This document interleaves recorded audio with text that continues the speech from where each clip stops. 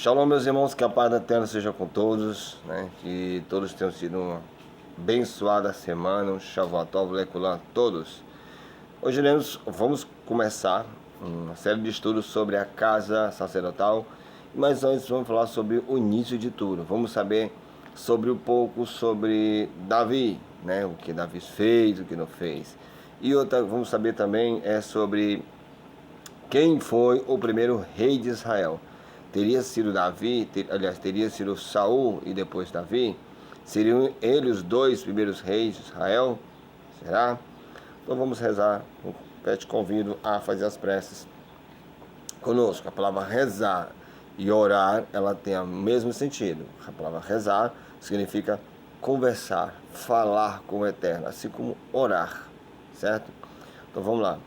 Shema Israel, Shema Eloheinu, Shema Ad, Vaita It Shema Elohak Afka, Lebabak Afka, Nafshak Afka, Meudai Awaio, Adebarim Aila, Esha Ananke, Ansabak, Ayon Lebabak, Ushanintima, Albanak, Udabirta Bima, Abshiptak, Babet, Abriktak, Baderek, Bashkaba, Wafkoma, Kashartima Lualdek, Waiotatafot, Bin Inek, Ukalabatimal, Mazuzot, Bet Wavsharek. Louvado seja Eterno.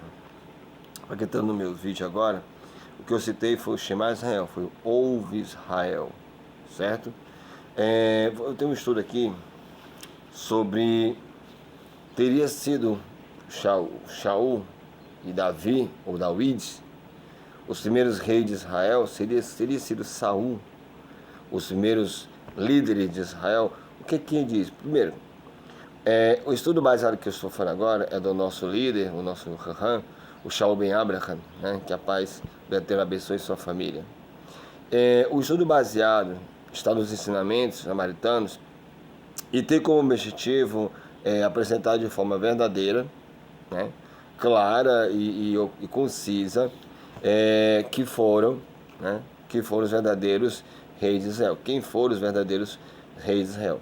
Isso significa que mais um mito será como vou dizer, desconstruído. O mito de que Shaul e Davi teriam sido os primeiros reis em Ashuru, ou seja, Israel. Para quebrar essa forma como a literatura que nós conhecemos tenta mostrar, como vou dizer, apresenta pontos dentro da Torá que provam que existiram, aliás, né, que existiram outros reis antes de Saul e Davi. Você não sabia não? Pois existiam muitos reis dentro de Israel muito antes do que Saul e Davi. Eu tenho, irmãos, aqui um estudo que fala o seguinte: essas provas estão presentes na Torá, no livro de Yehoshua Ben Nani, né, Josué filho de Nun, da literatura israelita samaritana, que nos levará, lógico, a compreender o curso da história de Israel, quando entraram na terra de Canaã, certo? Na terra prometida. O nosso primeiro texto está em Debarim, ou Debarim, no capítulo 33, verso 4 e 5, que diz o seguinte: Moshe nos deu a Torá como herança da congregação de Aquiob, e foi rei em Arsharon, ou seja, Israel, quando se congregaram os cabeças do povo em as tribos de Israel. O texto aqui acima, ele nos dá, no texto da Torá, no caso, o texto acima da Torá, ele nos deixa claro que Moshe foi o primeiro rei em Ashuru, o primeiro rei em Israel. Mais tarde, bem mais tarde, antes da sua morte, antes da morte de Moshe, que a paz esteja com ele, essa autoridade foi passada por outra pessoa. Quem? Dando continuidade aos reinados posteriores. Então, assim, para quem que foi passar esse reinado depois de Moshe Rabbeinu? Quando Moshe estava perto da morte, a autoridade dele foi passada para outra pessoa, dando continuidade aos reinos, né, que viriam. Aí o que aconteceu? Shema fez saber que um rei substituiria o profeta, né? Então vemos o quê? Vemos que Shema, que é Shema que escolhe o novo rei, e sua escolha, vou dizer, recai sobre a casa de Yosef de Efraim. E justamente quem? Sobre Josué e Yehoshua ben Nani, né? O discípulo de Moshe, que substituiu após sua morte, conforme a Torá relata. Onde está relatado isso, irmão? Está lá em Deuteronômio, capítulo 4, versículo 9, que diz o seguinte: Yehoshua, filho de Nun, foi cheio do espírito de Elohim, de sabedoria, porquanto Moshe tinha posto sobre eles as suas mãos. Assim os filhos de Israel lhe deram ouvido, e fizeram como Shema ordenara a Moshe. Ao observarmos aqui a transferência de autoridade de Moshe para Yehoshua ben Nani, podemos fazer o quê? Podemos compreender que, nesse exato momento, Moshe, né, passaram a sua autoridade para quem? Para Yehoshua, né?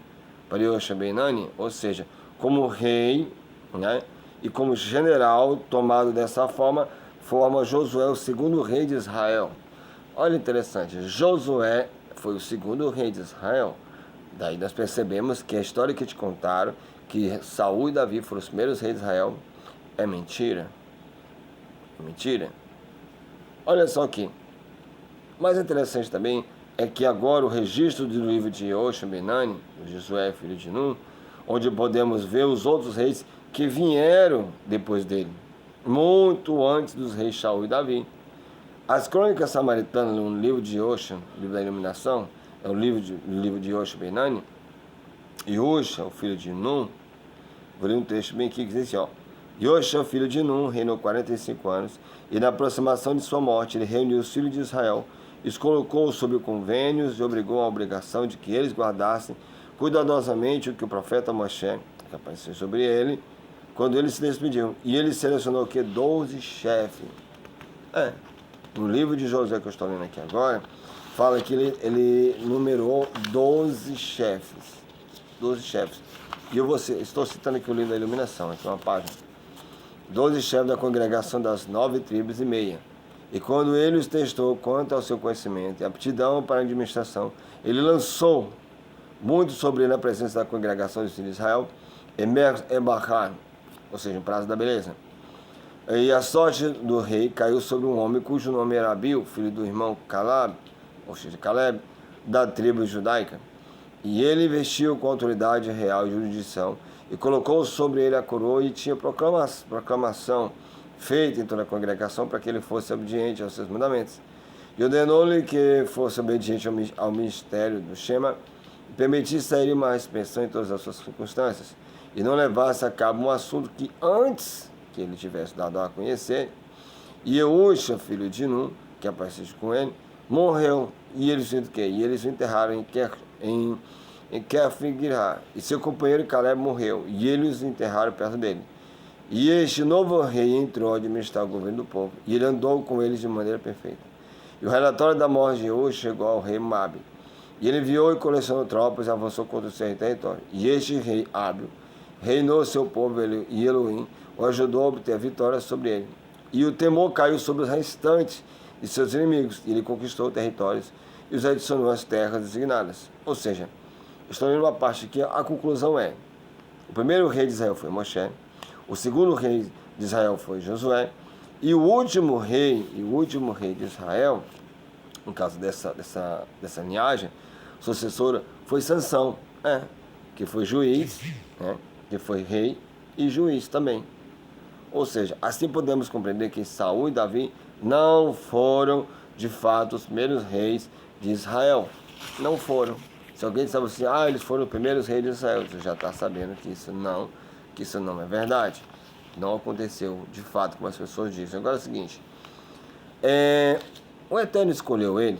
Será que o Eterno escolheu Davi para ser rei? Será que o Eterno escolheu ele? Você vê que aqui para Josué e o restante foi o Eterno que escolheu. Agora, será que o Eterno escolheu eles para reinar? Davi foi rei. Davi foi rei, mas só que ele tinha coroa, ele tinha a coroa. Davi poderia ser rei, merecia ele a coroa? Será que Davi merecia realmente a coroa? Será que ele merecia ser rei? Né? Essa proibição foi dada pelo Eterno. Que proibição? Essa aqui, ó. Em Devarim, Deuteronômio 23, verso 3 diz: nenhum amonita, nenhum moabita entrará na congregação de Shema, nem ainda a sua 10ª geração entrará na congregação do Eterno eternamente. Mas os filhos de Ruth desobedeceram. Os filhos de Ruth desobedeceram. Os líderes de Israel deveriam ir contra tais uniões e até mesmo impedi-las na época. Mas aconteceu alguma coisa naquela época. Mas eles estavam o quê? Mas eles estavam longe do Eterno. Por isso mesmo, não houve, como vou dizer, qualquer proibição. Por quê? Porque eles ignoraram a proibição do Eterno. E por eles terem ignorado a proibição que o Eterno deixou, entrou um moabita na congregação, no meio do povo de Israel.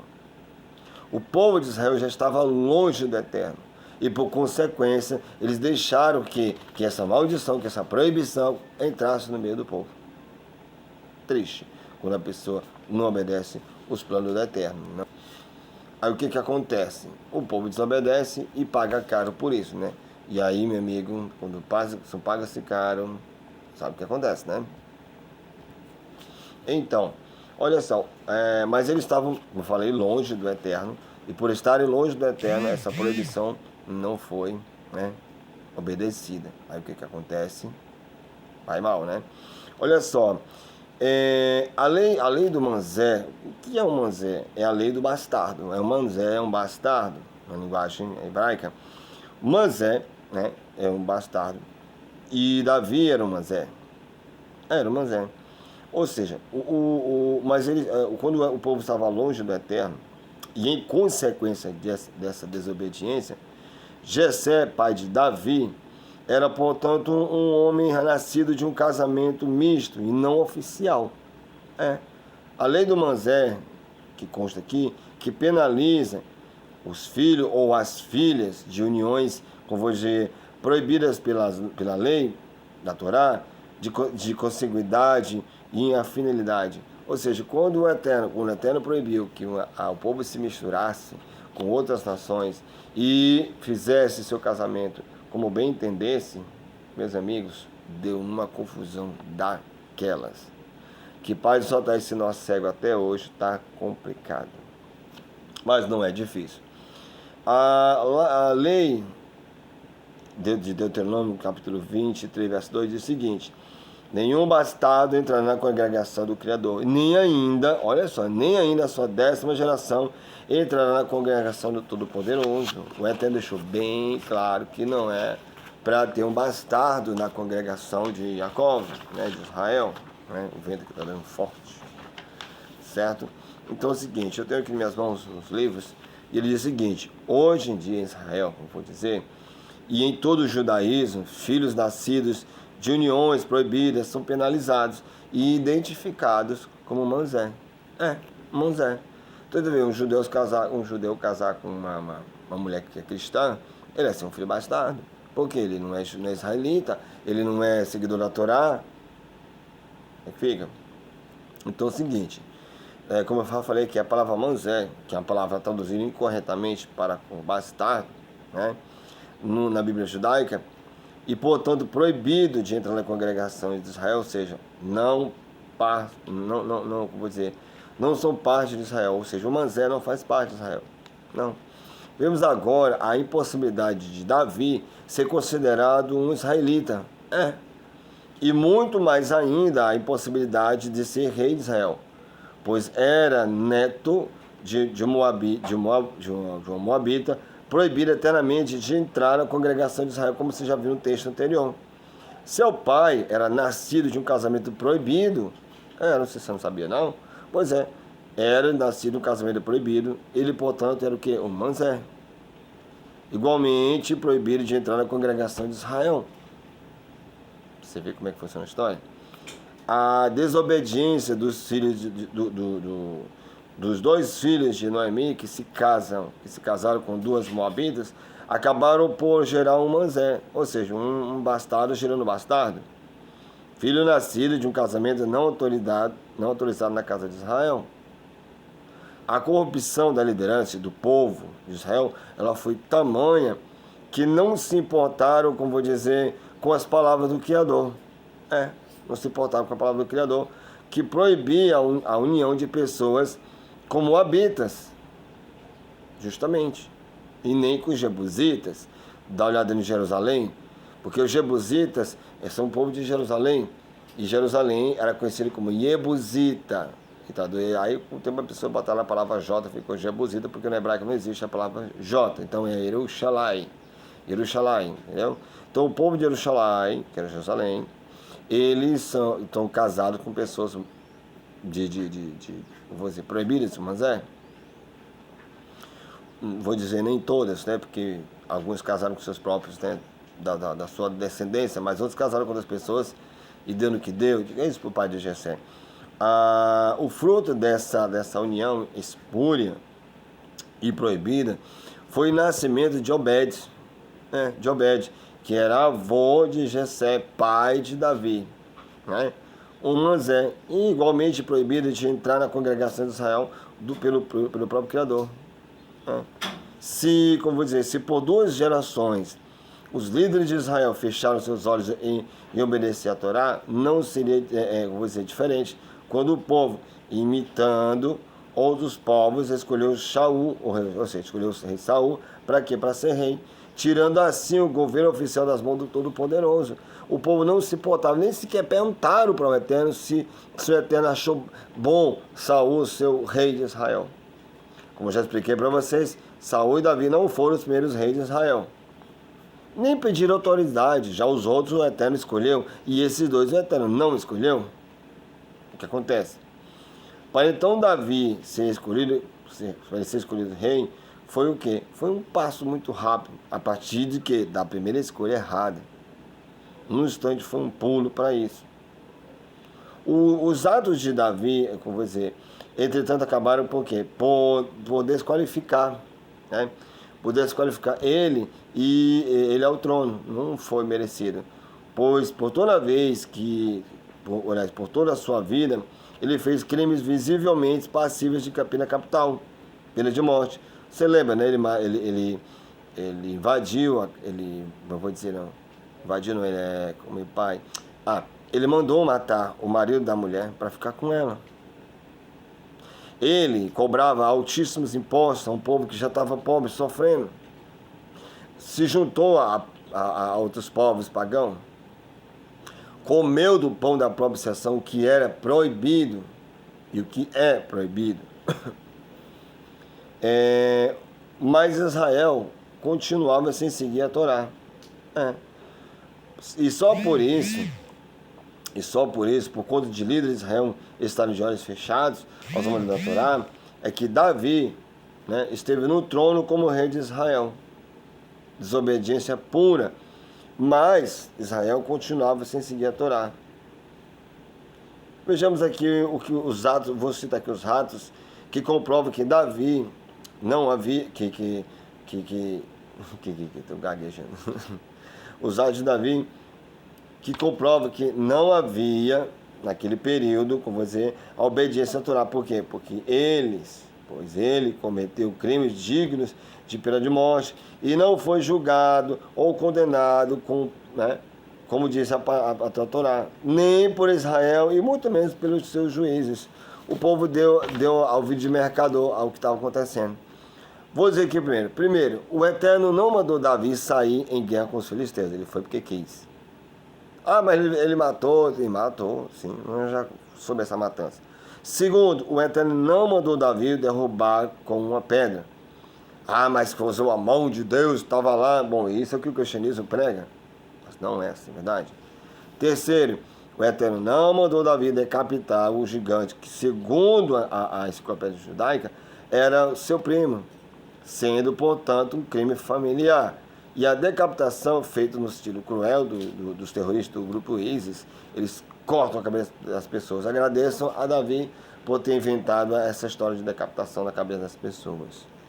Então, temos três motivos. Tem mais ainda. O quarto motivo é o seguinte: o Eterno não mandou Davi pedir em casamento a filha do rei Saul. Esse pedido mostra o verdadeiro caráter de Davi, que simplesmente tinha por ambição se sentar no trono de Israel. Ou seja, Davi fez de tudo para entrar no trono, sentar no trono de Israel. Planejou tudo minuciosamente, matando seu primo. Sabia que Golias era primo dele? Você não sabia não? Pois Golias era primo dele. Então ele sabia como matar um gigante. Sabia onde era o ponto fraco de Golias. Não precisava ter decapitado a cabeça dele, como fosse um herói. Diz também que o Eterno não mandou o Shaul estipular sem prepúcio como dote para dar filha em casamento. E muito menos ainda o Criador não mandou Davi matar 200 filisteus para satisfazer o pedido desumano do rei Saul. Eu quero 100 prepúcios.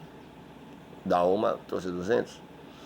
Os dois erraram. Primeiro que não era vontade do Eterno. Depois fizeram para competir com o outro. Sexto. O Eterno não mandou Davi adulterar com a mulher de seu melhor amigo. Olha que tristeza. Só isso aí e os outros era pena de morte. O adultério era punido com a morte. Então por que Davi não foi punido com a morte? Já que ele adulterou com a mulher de seu melhor amigo. 7. O Eterno não mandou Davi matar seu melhor amigo ao enviá-lo para a frente de batalha, na certeza de que sua morte, eminente nas mãos dos inimigos, seria precisa. Olha, ele tramou contra o amigo dele para ficar com a mulher dele. Diga-se, esse é seu herói. Davi, o herói. Saul matou 1000, Davi matou 10.000. Você não canta para ele? Né? Você não louva em nome de Davi? O Espírito de Deus está em mim. Eu canto como o rei Davi. Como é que canta como o rei Davi? Irresponsável daquele. Aqui, se Davi fosse julgado logo a início, por conta da morte do primo dele, o gigante, como igualmente pela morte dos 200 filisteus que matou, né? Que matou Abel Prazer, sem ordem expressa do Eterno. Então, indo o julgamento, Davi ouviria dos juízes, que está escrito lá em Levítico 24:17, que é o seguinte: e quem matar alguém certamente morrerá. Mas o israelita matou muita gente, né? Em legítima defesa e não em covardia. Se defender é uma coisa, fazer covardemente é outra. Tá entendendo? Covardemente é outra. E mais tarde, o que aconteceu? Pelo adultério com a mulher do amigo, que diz o quê? Em Levítico capítulo 20, verso 10, diz o seguinte: também o homem que adulterar com a mulher de outro, havendo adulterado com a mulher do seu próximo, certamente morrerá o adúltero e a adúltera. Aí eu te pergunto, por que é que Davi, entendeu, e Batseba não foram mortos? Por quê? Já parou para pensar? O herói que você disse que ele foi, e a Torá diz que quem adulterou morreu adúltero e adúltero. Então por que Davi e ela não foram mortos? E pela morte do amigo morto em batalha. Olha o que diz a Torá, números 35:30. Todo aquele que matar alguma coisa, conforme depoimento de testemunhas, será morto. Mas uma só testemunha não testemunhará contra alguém para que morra. Portanto, meus queridos, se Israel estivesse realmente sob a direção do Eterno, estaria seguindo o que a Torá diz. E em consequência disso, jamais Davi seria rei. Por quê? Pois ele teria sido executado por conta dos seus crimes e ele não foi. Foi absolvido. Entenda o seguinte: ele, com seus crimes, não teriam sido o suficiente para ser o quê? Rei de Israel. Em consequência disso, também Salomão não teria nascido e muito menos construído esse templo pagão de Jerusalém. Templo esse que o Eterno não pediu. O Eterno não pediu para... foi um presente de Davi. É problema dele. Porque o Eterno não pediu esse presente. Tá entendendo? Não é à toa que Salomão se misturou e adorou outros deuses. A literatura judaica expõe o texto. Lá em 1 Reis 11:5 diz: porque Salomão seguiu Astarote, deusa dos Sedônios, e Milcom, abominação dos Amonitas. No verso 10 do mesmo livro diz: e acerca desse assunto lhe tinha dado ordem que não seguisse todos os deuses, porém não guardou o que o Criador lhes ordenara. Nem pai, nem filho, ninguém obedecia. Dessa linhagem que até disse: No 1 Reis, capítulo 11, versículo 4 diz: porque sucedeu que no tempo da velhice de Salomão, suas mulheres lhe perverteram o coração para seguir outros deuses, e o seu coração não era perfeito como o Criador, seu Criador, como o coração, né? Aqui diz coração de seu pai Davi. Mas se nem o pai dele era perfeito, o coração dele não era bom, imagine que só o filho. Está entendendo? Em 1 Reis 11, verso 2, diz o seguinte: nas nações que o Criador tinha falado ao filho de Israel, não chegarei a eles, e eles não chegarão a vós. De outra maneira, perverterão o vosso coração para que seguires os seus deuses, a estes se unirão Salomão com Amon. Olha só, olha que besteira, blasfêmia, está entendendo? Em 1 Reis 11:33 diz: porque me deixarem e se curvaram a Astarote, Deus dos Sidônios, a Quimós, Deus dos Moabitas, e a Milco, Deus dos filhos de Amon, não andaram pelos meus caminhos para que fazem o que é reto aos meus olhos, a saber os meus estatutos, os meus juízos, como o Davi não seguia, mas a literatura judaica está dizendo aqui, ó, como seu pai fazia. Mas se Davi não seguia nada, como é que eu vou crer um livro desse? Se Davi nem seguia a Torá, como é que vem aqui dizer o livro de Reis que ele seguia? Outra, 11:33 de 1 Reis, porque me deixaram se curvar a Astarote, Deus dos Sidônios, Deus dos Moabitas e Amilco, Deus dos filhos de Amon, e não andavam pelos caminhos para fazerem. Aí de novo ele diz que Davi seguia. Portanto, não é à toa que Jerusalém não é um local escolhido para quê? Para habitar o nome do Eterno. E muito menos o templo desenhado por Davi e erguido por seu filho Salomão, dois irresponsáveis. Não foi à toa que após a morte de Salomão, como castigo do Eterno, reinou, aliás, do Eterno, o reino se dividiu que levando cativos para a Babilônia, né? O reino do sul para como vou dizer, para que seja o quê? A casa de Davi, ou seja, o reino do sul é a casa de Davi, cativo para a Babilônia para serem castigados pelo erro que fizeram, ter escolhido um homem, ter escolhido pela própria vontade, de não ter sido consultado pelo Eterno. Às vezes é preciso o quê? Coragem para ver o que realmente as Escrituras afirmam. Nem todos estão prontos para isso, muito menos preferem, o que vou dizer, muitos preferem a visão cega, a visão romântica criada pela religião de Davi, um herói, não sei o quê. Ah, Davi, segundo o coração de Deus. Bom, se o coração de Deus foi matar o marido da mulher, que é casado, se o coração do Eterno for cobrar altos impostos, escravos do seu próprio povo, se o segundo o coração do Eterno foi tramar a morte do filho do rei Saul e conseguir, se fez aí matar o próprio primo e degolar a cabeça dele como fosse... Enfim, meus amigos, para pensar. Davi não era doente. Era um bastardo, era um moabita. Muitos preferem o mito criado, idealizado, o rei perfeito, quando a verdade é diferente e oposta a isso. Cada um, como vou dizer, escolhe o que quer ver. E você? O que você vê? Será que você vai enxergar Davi agora como rei? Depois que eu li isso aqui, ainda tem mais ainda. Tem mais ainda, tem muitos estudos para a gente estudar sobre a história de rei Davi. Esses são os estudos muito maravilhosos. Eu te pergunto, você vai fazer o quê? Vai continuar achando que Davi é o seu rei favorito? Ou vai ver realmente a história como ela realmente é? Eu desejo uma paz maravilhosa e um Shavuot Tov Lekulam para todos. Shalom e até o próximo vídeo, ainda continuando sobre Davi. E outra coisa, dê uma olhadinha nos meus outros vídeos, curta, compartilhe. Se você gostou, dá um joinha lá e aquele abraço.